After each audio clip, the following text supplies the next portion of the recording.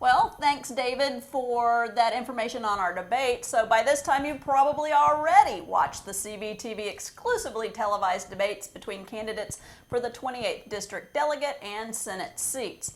The debates were between Paul Mildy, Republican, and Josh Cole, Democrat, for the delegate seat, and Senator Richard Stewart, Republican, and Qasim Rashid, Democrat, for the Senate. Hopefully, the lively Q&A helped you decide on how you will vote. If you're planning on voting in person on November 5th, you're good to go. But what if you're not able to visit your polling place on that day? Some reasons that the Department of Elections consider a plausible reason to not be able to attend making an absentee ballot a viable option are being a student or spouse of a student, attending higher education outside of your local Virginia residence, having business or personal plans like vacation on that day, if you work and commute 11 hours or more per day, if you are a first responder, if you have a disability or an illness or care for someone confined at home, if you're pregnant, if you're confined due to trial or conviction, if you work in a certain capacity for the Board of Elections, including an authorized representative of a candidate or party serving inside the polling place, if you have a religious obligation, if you're an active military or dependent living with your military spouse, if you temporarily reside outside the U.S., or if you're granted a protective order issued by or under the authority of a court. And the Board of Elections also takes into consideration emergency hospital visits and bereavement. Absentee voting opened on September 20th, and if you missed it, there are deadlines you need to know.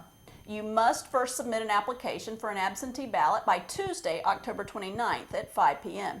You may submit your absentee vote in person or by mail. In-person absentee voting will be through Saturday, November 2nd at 5 p.m. The deadline for mailed ballots to be received by the voter registration office is Tuesday, November 5th at 7 p.m. If you anticipate being absent on November 5th, please go to www.elections.virginia.gov and search for the keywords casting an absentee ballot. And it's actually a lot easier to do than you think. Right. Now, business.org released its latest report on the top 10 best and worst states that make the best use of a person's salary. If you're grinding your side hustle, you may already know the results. Virginia was ranked among one of the worst states for pay and cost of living, according to a recent study. The study ranked each state by comparing each state's average hourly salary and median cost of a one-bedroom apartment. Then it counted the number of hours it would take to afford a single apartment in each state. Virginia is ranked worst for pay. The median monthly wage is $40,280, while the average monthly rent for a single bedroom apartment is $1,510. According to the study, one would have to work an average of 76.9 hours in order to afford the hypothetical single apartment. That's on a weekly basis. We are not alone. Misery loves company because New York, Georgia, and California also ranked at number 8 for their intensifying rise of housing prices. If you're citified, you may be disappointed to find that the majority of states that rank for best pay have smaller towns and much more rural areas like the Dakotas, Oklahoma, and Arkansas. If you'd like to see the full ranking, go to business.org and search for average salaries across the U.S. in 2019. Well, David, one of the biggest problems for people who take care of livestock, whether it's horses or cattle, are flies. You probably know this. You're a farmer. I do, yes. And our area, which is in the summer, is usually pretty moist and warm, is a breeding ground for flies, particularly if you have a farm.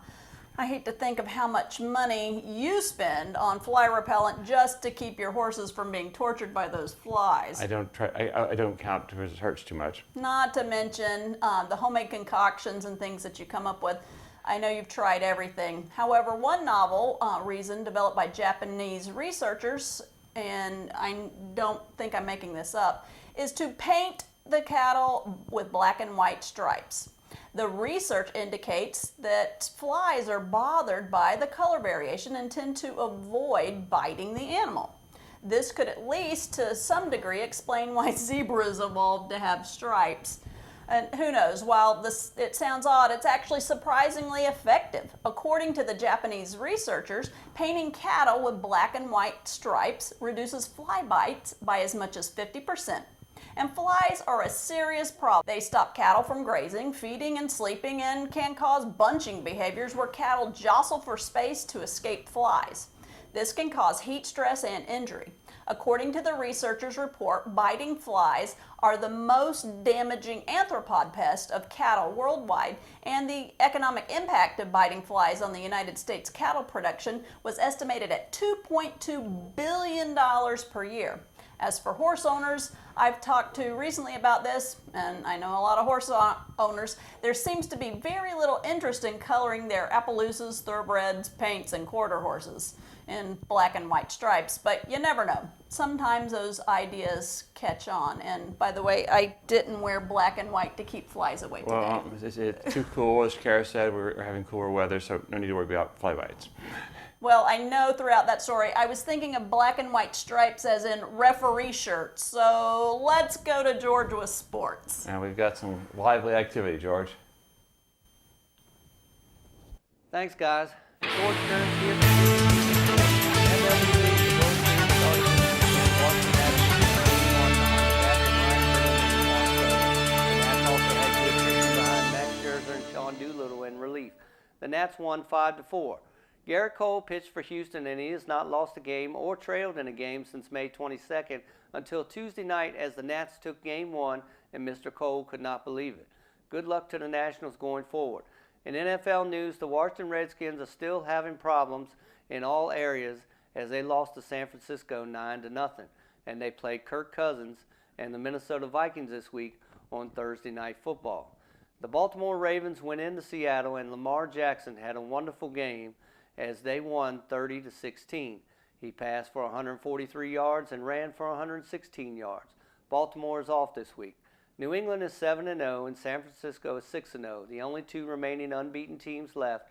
Dallas beat Philadelphia 37-10 to take sole possession of first place in the NFC East. Quarterback Patrick Mahomes of Kansas City is out 3 to 6 weeks because of a knee injury. The NBA season got underway this week as the LA Clippers beat the LA Lakers 112-102. The Clippers got 30 points from Kawhi Leonard, and the Clippers bench outscored the Lakers bench 60-19. In college football, some would call this the upset of the season as Illinois beat Wisconsin 24-23 as kicker James McCourt kicked a 39-yard field goal to win the game as there was no time left on the clock. Alabama remains number 1, LSU is 2, Ohio State is 3rd, Clemson is 4th, Oklahoma's 5th, and Penn State is 6th. Alabama quarterback Tua Tagovailoa has surgery on his ankle, and they hope to have him back soon by the game with LSU. In NHL news, the Washington Caps are 7-2 with 16 points atop their division. Well, that's all the time I have for sports. I'm George Kerns for CVTV Sports. Back to you guys.